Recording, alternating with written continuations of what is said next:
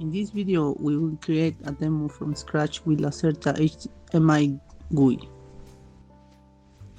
We can add a background color to the scene or also pick a background image. Then we can start dragging indicators into the scene. A lot of indicators to pick from.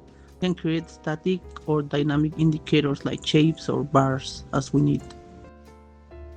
For example, if I drag a text label, I can change the display text or the color easily.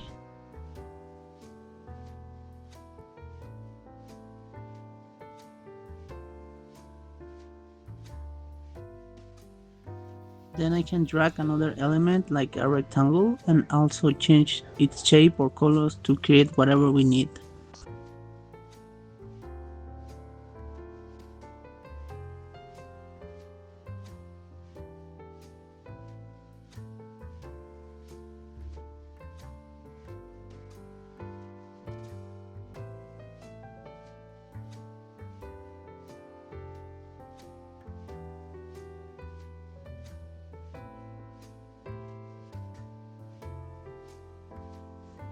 From the classic gouges, we can drag a vertical indicator and shape it however we need for the scene.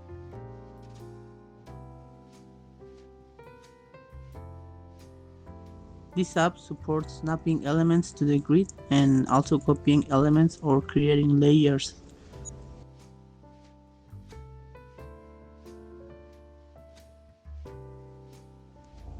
Here we create a layer called 1 and then move our indicator to this layer so that it can stay on top.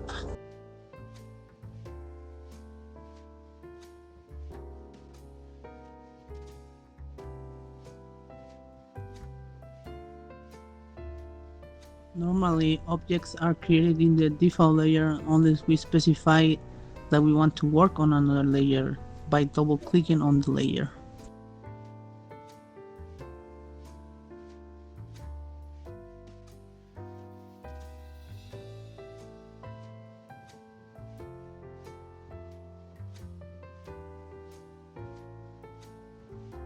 Here, for example, I disable snap to grid so I can freely move the legacy 7 segment element closer together to the other one.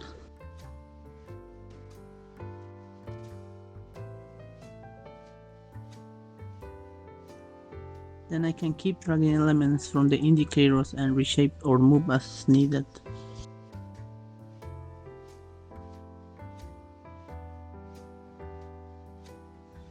By double-clicking this layer, I have switched to create all elements in layer 1. These layers can also be turned off or on to display them as needed.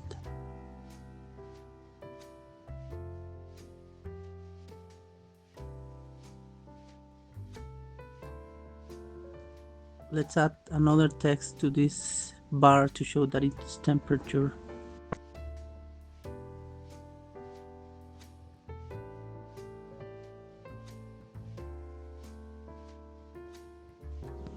We can also change the color of any indicator or shape that it's in the scene.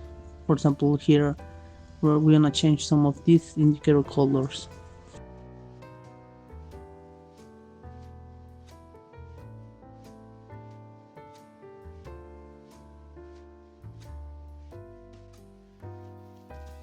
After we are done with creating the scene, we need to click the palette button to automatically extract a palette suitable for the current scene. The first 8 are used for the background and the whole 16 can be used for any type of indicator that we add into the scene. The current scene can also be saved at any time and it's gonna be available at scenes folder in the app folder root. After we are done creating and saving the scene, we need to select PM color mode as the current hardware uses a palette of 16-bit 16 colors, and the view will change to how it should look like in the screen after it's uploaded to the system. Then we can compile the current scene via the export button. This will create all the binaries needed to flash the system. And then the last step is to connect the system in the FPGA and upload the stream to the FPGA so that we can load all the scene into it.